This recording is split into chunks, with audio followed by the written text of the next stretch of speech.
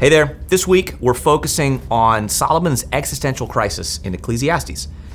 Really, the question we're going to start from is how do you find joy and how do you achieve healthy rhythms when your attention is kind of dragged from one thing to the next? So Solomon establishes right from the very beginning of Ecclesiastes that the rat race is fleeting. Ecclesiastes 1 starts off saying, all is vanity. Now, the Hebrew word for vanity is chebel. Literal translation here is a mist, a vapor, a mere breath. He's saying everything is fleeting. It's here 1 minute and it's gone the next. He says in the first chapter, there's nothing new under the sun.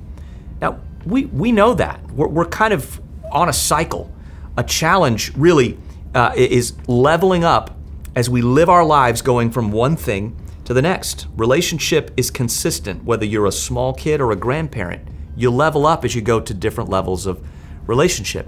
So I don't want to end today and just leave you hopeless and bleak. This is kind of a building week. This is a series in Morning Manna. Today's action, I'm gonna give you an action or kind of a rhythm each day. And today's action is gonna be to focus on breathing.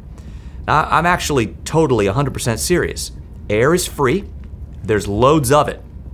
So I want you to breathe and recognize that there's nothing new and that everything is fleeting, and then go ahead and divorce yourself from the pressure of knowing everything, seeing everything, doing everything, watching everything. Seriously, I want you to make a decision. There's a lot out there. Some of it's good, all of it's fleeting. I want you to make a decision that I'm not gonna fall into the trap of thinking that I gotta do everything and I've gotta do it all today.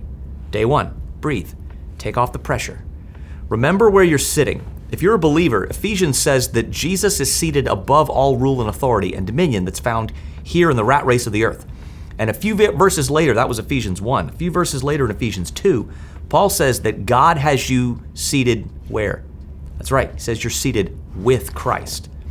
So I want you to take a deep breath this morning and thank Him that while all of this around us is vanity, we are found with Him. Our first healthy rhythm this week, healthy rhythm number 1, breathe.